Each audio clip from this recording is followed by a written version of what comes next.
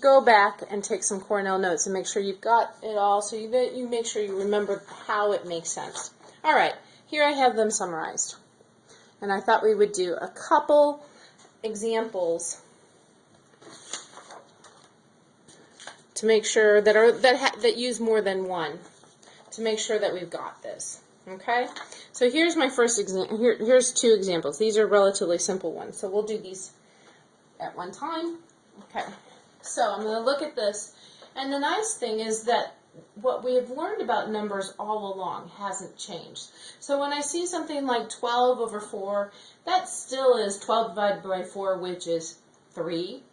So don't forget that what we have learned so far in math is still happening. It's not like we're changing all the rules. It's just that we're adding to them. And you need to keep that in mind, because otherwise we get a little bit confused. Okay, so like I said, 12 divided by 3 is, or 12 divided by 4 is 3. Now I look at this and I say, I could do two things. I could say, ooh, there have a negative exponent, and I can move that just right up here. Or I can say, well, I've got x over x, so I can do some subtracting. And this is x to the 5th. So so I can subtract x, 5 minus 1, negative 1. So I have x times 5 minus negative 1. Now I'm not going to always write this out. I might just do it. And y to the 3rd. Y to the 3rd I can't really do anything with because it's a different variable. And that pretty much takes care of everything. We could say it's all over 1 now. But we can do one more thing. We can do this, it's a minus. So we have 3, 5 minus negative 1, and the opposite is x to the 6th, y to the 3rd. And that is my simplified answer. And in this case, it does look simplified. But I'm going to warn you, you're going to do some of these, and you're going to get done with this simplifying stuff, not in just this case, but in many cases in this chapter. I'm just going to like, that's simplified, okay. So, just warning you. Okay, that's that one. Let's look at this next one. We have 2a to the 3rd times 5a to the 4th. Okay?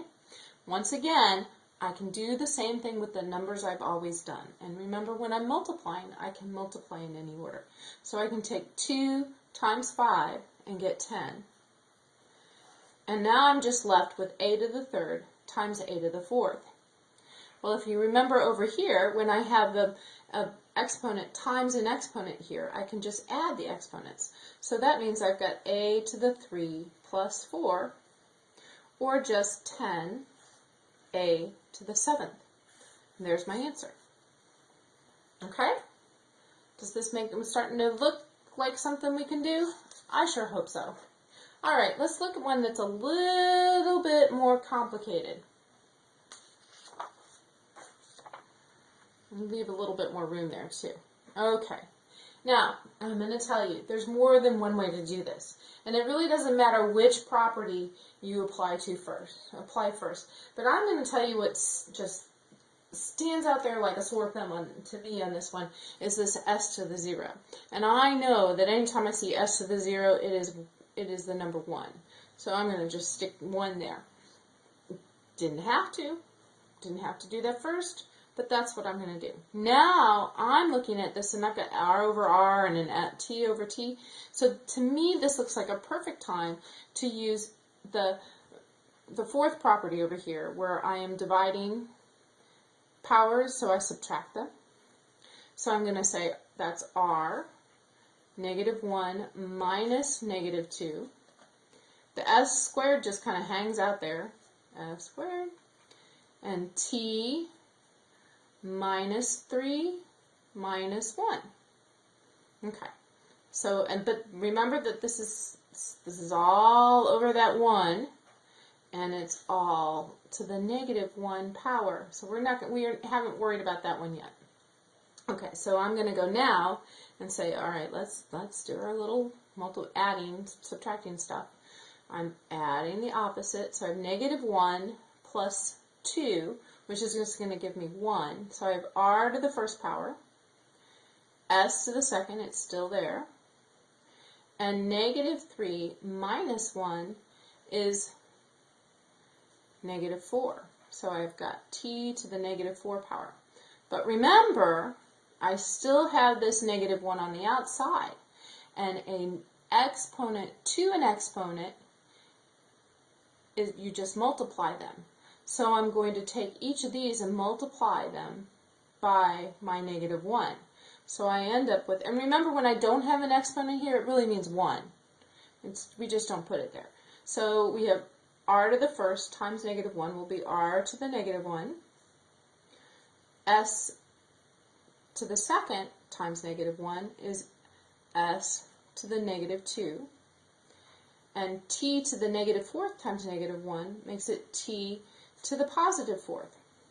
Now that looks really simple, except for the fact that if you ever look at any of these directions, they say no negative exponents.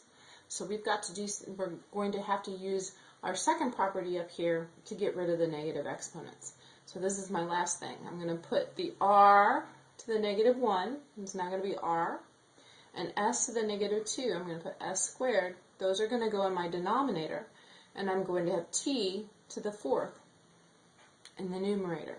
And yay, finally, I'm done. One more example, and then we'll be done.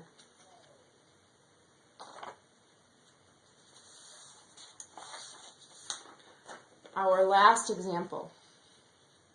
And yeah, it looks a little hairy. Now notice this time my parentheses are only around my numerator. So I really need to do everything I can in my numerator before I go ahead and divide by the denominator, which means I need to take the whole thing times this negative 3 exponent here. So that's what I'm going to do first. I'm going to go ahead and distribute, well, not really distribute, my numerator, because I'm taking powers to power, so I'm multiplying. So this is like 3 to the 1, so I'm going to have 3 to the negative 3. And then I have r to the negative 2, and remember I'm using this one right here where I'm multiplying my exponents. So I have r to the negative 2 times negative 3. And I have s to the 3rd, so I've got s to the 3 times negative 3. And t to the 0, well that's 1, we know that's 1, but I want to show you what's going to happen here. I'm going to get t to the 0, so I have 0 times negative 3. Well, 0 times negative 3 is still 0, so t to the 0 is still 1, so I can drop that 1 out, and that's just 1. And this is still all over 3rs. So, now what am I going to do? Well, I'm going to do some simplification here. I'm going to say that negative 2 times negative 3 is positive 6. And 3 times negative 3 is negative 9. Okay? So now I'm looking at this and I'm thinking, some of these are negative exponents and they could go on the bottom. Or I can do some subtraction. So there's several ways to do this, and I want you to realize that my way is not the only way. I think what I'm going to do is do the subtraction, because I've got a 3 term, an r term, and an s term. So I've got 3 to the negative 3 minus 3 to the negative 3 minus 1, because remember this is 3 to the 1 down here. And I have r to the 6th minus 1, because this is r to the 1st. And I have s to the negative 9 minus 1. And I don't have a denominator anymore, so that's it. But I can do these, so I've got 3, that would make it 3 to the negative 4th, r to the 5th, and s to the negative 10th. All I'm doing is doing the subtraction. Once again, I've got those silly negative exponents, so I need to put those in a denominator. Oh, we got rid of the denominator, and here it comes back again. My r to the 5th stays on top because it's positive. But 3 to the 4th comes down, and s to the 10th comes down. I'm almost done. Almost. The only thing I can do is 3 to the 4th. I can figure that one out.